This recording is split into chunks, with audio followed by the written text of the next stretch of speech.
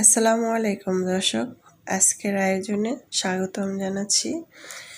আজকের আমার রেসিপি, রাতে যে ভাতটা থেকে যায় সেই ভাতটা ফ্রিজে রেখে তারপরের দিন সকালবেলা খুব মজা করে একটি রেসিপি করে আপনাদেরকে দেখাবো। তো চলুন দেখি। এই ভাতটা আমি ফ্রিজে রেখেছিলাম, ফ্রিজ থেকে নামিয়ে রেখেছিলাম প্রায় 5 মিনিটের মতো। তারপর এখানে আমি ডিম ভেঙে নিচ্ছি 3টি, আপনারা চাইলে 2টিও ব্যবহার করতে পারেন, যে যেমন খায়। তারপরে আমি কুসুমটাকে আলাদা করে ফেলবো, সাদা অংশটা রেখে দেব আলাদা করে। কুসুমটাকে এখন আমি ভাতের মধ্যে দিয়ে মেখে নেব হাতের সাহায্যে। এভাবে কিন্তু আমরা ভাতটাকে নষ্ট না করে, ফালায় না দিয়ে, পানি না দিয়ে এটা ফ্রিজে রেখে তারপরে আমরা মজার একটি রেসিপি করে খেতে পারি। এই রেসিপিটা সবাই খেতে চাইবে। তো আমার কিন্তু মিক্স করা হয়ে গিয়েছে। এখন আমি চুলায় একটি প্যান বসিয়েছি, 3 টেবিল চামচ রেগুলার রান্নার তেল দিয়েছি, এখানে 2টি এলাচ, গরম মশলা, তেজপাতা দিয়েছি। এলাচটি আমি ফাটিয়ে দিয়েছি। তারপর আমি 2টি পেঁয়াজ কুচি দিয়ে দিলাম, দিয়ে একটু নেড়ে চেড়ে ভেজে নেব। তারপরে আমি এখানে দিয়ে দিব সবজি। এখানে আমি ক্যাপসিকাম, বরবটি, গাজর আর কাঁচামরিচ কুচি নিয়েছি। আপনারা যে কোনো সবজি এখানে ব্যবহার করতে পারবেন। তো আমি এখন এটাকে ভেজে নেব প্রায় 2 থেকে 3 মিনিটের মতো। এখানে আমি লবণ দিয়ে দিব 1 টেবিল চামচ, স্বাদ মতো লবণ। চুলার আঁচটাকে কমিয়ে দিব, না হলে পুড়ে যাবে।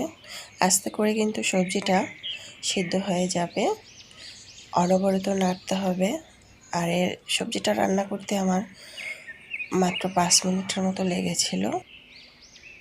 তো লবণটা দিয়ে নেড়ে চেড়ে মিক্স করে নিচ্ছি। আমার কিন্তু অলরেডি সবজিটা হয়ে গিয়েছে। আমি এক পর্যায়ে সবজিটাকে উঠিয়ে নেব। খুবই সুন্দর একটি ঘ্রাণও আসতেছে সবজিটার থেকে। তারপর এটাকে উঠিয়ে নিলাম। তারপর ওই তেলটার মধ্যে আমি ডিম আর ভাতটা যে মিক্স করে রেখেছিলাম সেটা দিয়ে দিলাম, দিয়ে নেড়ে চেড়ে ভেজে নেব 3-4 মিনিটের মতো। চুলার আঁচটাকে কমিয়ে ভাজবো, না হলে পুড়ে যাবে নিচে দিয়ে। অনবরত নাড়তে হবে। তো এটা নাড়ার পর আমি এখানে দিয়ে দিব ডিমের সাদা অংশটা। ডিমের সাদা অংশটা দিয়ে আমি এটাকে নেড়ে চেড়ে মিক্স করে নেব। অনবরত নাড়তে হবে, না হলে জমাট বেঁধে যাবে, দলা হয়ে যাবে। তাই ভালোভাবে অনবরত নেড়ে চেড়ে মিক্স করে নিতে হবে। এরপর যে আমি চুলার আঁচটাকে একটু বাড়িয়ে দিয়েছি, যাতে ভালোভাবে ভাতটা ভাজা ভাজা হয়ে যায়। দেখতেই পাচ্ছেন দর্শক, আমি কিন্তু অল্প পরিমাণ তেল দিয়ে পুরো রান্নাটা শেষ করছি। তারপরে আমি সবজিটা দিয়ে দিলাম। সবজিটা দেওয়ার পরে নেড়ে চেড়ে ভালোভাবে মিক্স করে নিতে হবে। খুবই সুন্দর একটি ঘ্রাণ আসতেছে। তারপর আমি এই পর্যায়ে দিয়ে দিব একটি মশলা, নুডলসের মশলা। এটা আপনারা না চাইলে না দিতে পারেন, কিন্তু এটা দিলে খেতে খুবই ভালো লাগবে। তো আমি বাসায় ছিল তাই আমি দিয়ে দিলাম। তো নেড়ে চেড়ে মিক্স করে নিচ্ছি। মিক্স করে এখানে আমি দিয়ে দিব 1 টেবিল চামচ চিনি। চিনিটা দিলে বাচ্চারা খেতে খুবই পছন্দ করবে। এটা কিন্তু বাসায় সকালবেলা বাচ্চাদেরকে তৈরি করে দিতে পারবেন, অথবা বাচ্চাদের স্কুলের টিফিনও দিতে পারেন। বাচ্চারা কিন্তু খেতে খুবই ভালোবাসবে।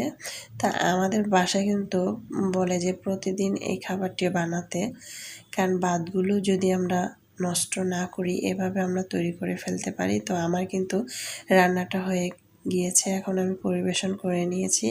দেখতেই পাচ্ছেন দর্শক, মাশাআল্লাহ কত সুন্দর হয়েছে খেতে। আলহামদুলিল্লাহ হয়েছিল, এতটাই মজা হয়েছিল। তা আশা করছি আমার আজকের রেসিপিটি আপনাদের খুবই ভালো লেগেছে। ভালো লাগলে আমার চ্যানেলটা সাবস্ক্রাইব করে লাইক দিয়ে পাশে থাকবেন। দর্শক বেশি বেশি ভালো থাকবেন, খাবার কখনো অপচয় করবেন না। আল্লাহ হাফেজ।